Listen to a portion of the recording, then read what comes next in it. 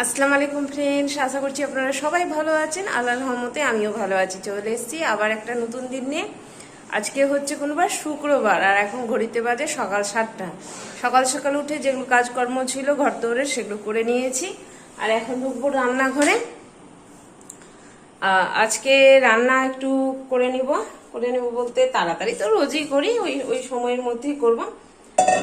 তো এই যে এখন করবো যেটা, সেটা হচ্ছে এই যে ছোলাটা ভিজিয়ে রেখেছিলাম, এটা দেখাই। অনেক আমুড়ি খাওয়া হলো, রুটি খাওয়া হলো, এবার আম থেকে বেরিয়ে এসে এবার অর্ধ জগতে যেতে হবে, তাই না? বা আম থাকলে এই একটা সুবিধা হচ্ছিল, ভাবতে হচ্ছিল না কি ব্যাপার আলোটা। হ্যাঁ, আম থাকলে এই একটা সুবিধা হচ্ছিল, কোনো কিছু ভাবার ব্যাপার পড়ছিল না যে সকালে কি টিফিন খাবো। এখন রোজ ভাবতে হবে, মুড়ি খাবো, রুটি খাবো, কি দিয়ে খাবো, এখন লাগা থাকলো। আর আমরা যেহেতু সবাই আম খেতে ভালোবাসি, দেখলেনই তো আপনারা যে আমের সেশনে আমরা কেমনি আম খেলাম, তো তার জন্য আরো বেশি সুবিধা হতো।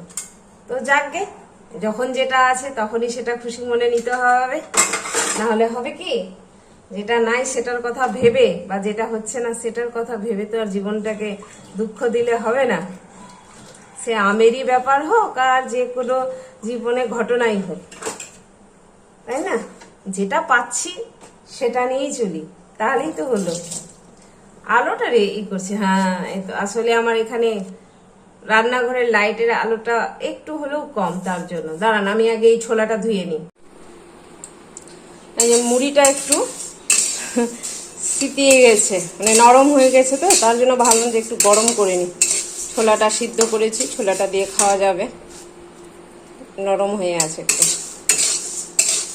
হয় আসলে বর্ষার সময় তো একটু আড্ডু হয়ে যায়। আর এদিকে আমার সবজি পাতি সব কেটে রাখলাম, এই যে সবজির জন্য। এদিকে কচু আর ওই যে আলু রয়েছে, সব কেটে রাখলাম। আগে টিফিনটা করে নিই, তারপর রান্নাটা বসাবো একেবারে। এখন বাজে 12:15, আর আমি যাচ্ছি একটু ডাক্তার দেখাতে। দুদিন আগেই নাম লিখিয়ে এসেছিল, নাম পাওয়া যায় না ডাক্তারের কাছে। তো যাই, আমি আর কর্তামশাই ডাক্তার দেখিয়ে আসি, আমি দেখাবো। তো যাই, দেরি হয়ে গেছে একটু, মনে হচ্ছে 12টায় যেতে বলেছিল, 12:15 এখানেই বেজে গেছে, বেরিয়ে যায়। ডাক্তারের কাছে যাওয়ার পর থেকে আর কোনো কিছু করতে পারিনি, কারণ ডাক্তারের ওখানে খুবই ভিড় ছিল, আর অত লোকের মধ্যে যে করব তো কেমনি একটু লাগলো। আর ডাক্তার দেখিয়ে আসতে 3টা বেজে গেছে, বের হয়েছি 12টার দিকে, আর আসলাম 3টার সময়। এসে স্নান করে খেতে দিতে মোটামুটি 3:45 বেজে গেল। কাপড় চুপড় ছিল সেগুলো আবার ধুলাম, দিয়ে একটু ভাত খেয়ে এনে একটু শুয়েছিলাম। তার জন্য আর কিছু তখন থেকে আর কিচ্ছু করিনি। তো যাই, এখন একটু কাপড়গুলো আছে, কাপড়গুলো উঠিয়ে নিই, উপরে শুকাতে দিয়ে আসি। এই যে কাপড়গুলো সব তুলে নিই, সব এসে ওয়াশিং মেশিনেই দিয়ে দিয়েছিলাম, যেহেতু দেরি হয়ে গেল। আর এসে নিয়ে আর ইচ্ছে করলো না যে কোনো কাপড় হাতে কাছি, এই জটলা বেঁধে গেছে সব কাপড় একসাথে। তো উঠিয়ে নিয়ে যাই, কাপড়টা আগে উঠিয়ে নিই, তারপর কথা বলছি। এই যে কর্তামশাই যাচ্ছে এখন মার্কেটে, 5:30 বাজছে। কর্তামশাই আর ভাগনা দুজনে মিলে যাচ্ছে। কি ব্যাপার, জুতা না পরেই চলে যাচ্ছ নাকি? কি হলো আবার, চটি জুতা পরে কেন চলে যাচ্ছ? বউকে বাড়িতে রেখে যাচ্ছে, কত টেনশন। বউ যদি এদিক ওদিক হয়ে যায় না, ওটাই তো, বউ পাওয়া যাবে না, না বউ পাওয়া যাবে না। ঠিক আছে, যাও। আর এই যে আমি ঝাড় দিতে দিতে গেছিলাম, বের হবে বলে ডাকলো, আর ওইদিকে আমার কাপড়ও দেওয়া হয়ে গেছে সব। তো আমি ঝাড়টা দিয়ে দিই। এখন ঝাড় দিয়ে রাখলে কি হবে, এই যে দেখছেন তো, উপরে যে আসলাম হাঁপিয়ে গেলাম। এখন ঝাড় দিয়ে রাখলে একটা সুবিধা, যে সকালে এসে আমি মুছে নিতে পারবো তাড়াতাড়ি করে, নাহলে ঝাড় দিয়ে মুছতে একটু দেরি লাগছে। তাই ঝাড়টা এখন দিয়ে রাখি, সকালে মুছে নেব। এই যে সব তরকারিগুলো গরম করে নিচ্ছি, যা গরম পড়েছে নাহলে গন্ধ হয়ে যাবে। এদিকে এই যে দুধ গরম হচ্ছে।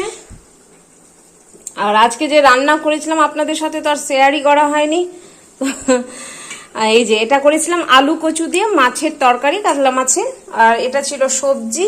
আর এটা তো সকালে ঘুগনিটা করেছিলাম। আর এটা রয়েছে মিষ্টি, স্যার আসবে, স্যারকে দেব। আমরা সবার একটা একটা করে নিয়ে এসেছিলাম, যেহেতু ছানার জিলাপি তো বেশি খাওয়া যায় না, একটা করে নিয়ে এসেছিলাম। তো একটা স্যারের জন্য রাখা হয়েছে। তো যাই আমি এগুলো গরম করে নিই। আর এদিকে কটা বাসন হয়েছে, ওই বাসনগুলো আর এখানে যেগুলো বাসন হবে সেগুলো মেজে ধুয়ে ফ্রেশ হই। মানে আমাকে দেখানো যাচ্ছে না, এত ঘেমে একাকার হয়ে গেছি। দই নিয়ে এসেছিল, তো দইটা একটু সাজুটা নিয়ে, আর এই যে বললাম যে অনেকটা দুধ থেকে গেছে, এই দইটা লাগিয়ে দিলাম। তো এখন রেখে দিয়ে এটাকে, গরম আছে মাইক্রোওয়েভে রেখে দিলে না বেশ সুন্দর লেগে যায় দইটা, গরম থাকে তো। দাঁড়ান, এটা ঢাকনা হচ্ছে কি ঠিকঠাক? হচ্ছে না, থাক, এটা হয় না, আলাদা দি।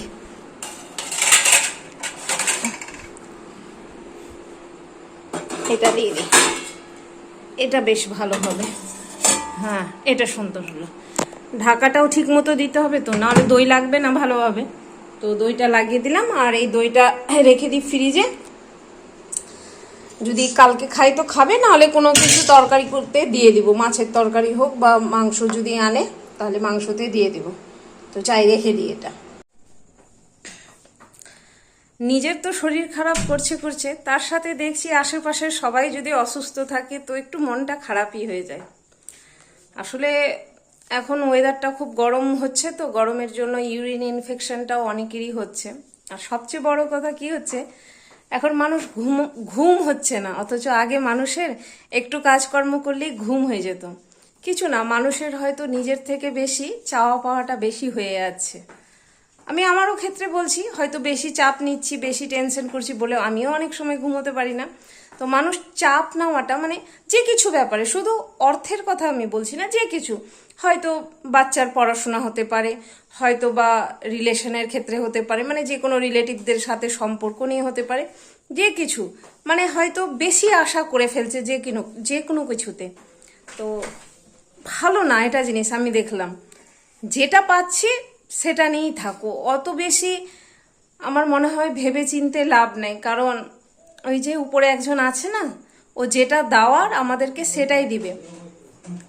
তো তার জন্যই আমি ভাবি যে বোধহয় আমারই হচ্ছে, কিন্তু যখন আশেপাশে 2-4 জনের সাথে কথা বলছি তারাও বলছে এমনি, তো বুঝতে পারছি সবার যে আমার নাই এটা প্রবলেম। কেউ আবার বাচ্চাকে নিয়ে, মানে আমি হয়তো বুঝাতে চাইছি, মানে আমি হয়তো ভাবছি যে এই কাজটা যদি এমনি করতাম তো ভালো হতো।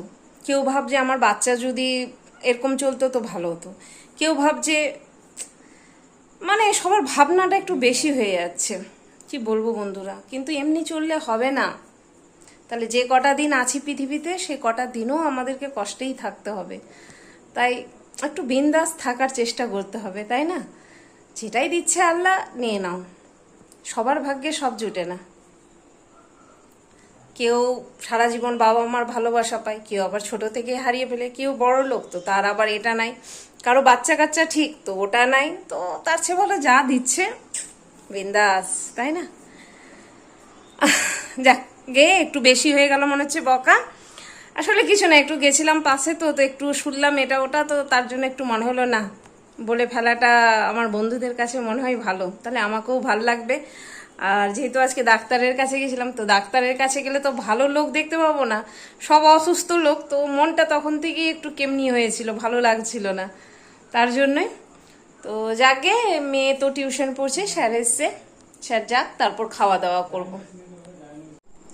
তোরা বুকে কোনো কিছু ক্যামেরা করতে দিলে যা মজা হয় না, স্পেশাল ক্যামেরাম্যান যখন তোরা বুক করে কিনা ভিডিওটা, তো আমাকে এদিক থেকে দেখাতে হবে যে কিরকম পজিশনে থাকে, তাহলে দর্শকরা বুঝবে যে কত মেহনত করে তোরা, ঠিক কিনা বলছে।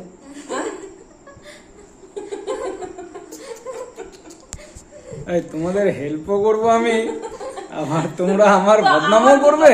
দুটো হাত আমার বন্ধ, এবার মেয়েকে বেটিকে খাওয়াচ্ছি, তো বেটি আবার কেমনি করবে, বলে বললাম যে একটু ধরো, আমি বলে দিই যে মেয়েকে খাওয়াচ্ছি, তো তুমি এমন হাবভাব করছো যে বলার কথা না, মনে হচ্ছে কোন যুদ্ধে যাচ্ছ, ক্যামেরা যুদ্ধ।